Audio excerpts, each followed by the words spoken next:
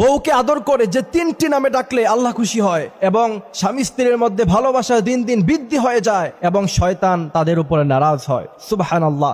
বউকে আদর করে এই তিনটি নামে সবসময় ডাকবেন। আল্লাহ রাসূল সাল্লাল্লাহু আলাইহি ওয়াসাল্লাম আম্মা জানা আয়েশা রাদিয়াল্লাহু তাআলা আনহাকে এই তিনটি নামে তিনি কিন্তু ডাকতেন। আমার ভাইয়েরা, আজকে বিয়ে হওয়ার পরে মডার্ন যুগ, স্ত্রীকে জান বলে ডাকে, তারপর আর কি যেন বেবি বলে ডাকে, অথচ আল্লাহ রাসূল সাল্লাল্লাহু আলাইহি ওয়াসাল্লাম একজন স্বামী হিসাবে ছিলেন সবচাইতে ভালো স্বামী। আম্মা জান আয়েশা রাদিয়াল্লাহু তাআলা আনহা বলতেন, আল্লাহ রাসূল সাল্লাল্লাহু আলাইহি ওয়াসাল্লাম আমাদেরকে যে ভালোবাসা, যে মহব্বত দিয়েছেন, পৃথিবীর কোন স্বামী তার স্ত্রীকে এত বেশি ভালোবাসতে পারে বলে আমার কাছে মনে হয় না। আম্মা জান আয়েশা রাদিয়াল্লাহু তাআলা আনহা বলছেন, আল্লাহ রাসূল সাল্লাল্লাহু আলাইহি ওয়াসাল্লাম আমাকে প্রথমে ডাকতেন হুমাইরা বলে। হুমাইরা শব্দের অর্থ হচ্ছে লাল ধরনের একটা দামি পাখি। দ্বিতীয় নম্বরে আপনি চাইলে আপনার স্ত্রীকে তার বাবার নাম ধরে ইবনাতুন শব্দ লাগিয়ে আপনি আপনার স্ত্রীকে ডাকতে পারেন। তৃতীয় নম্বরে আল্লাহ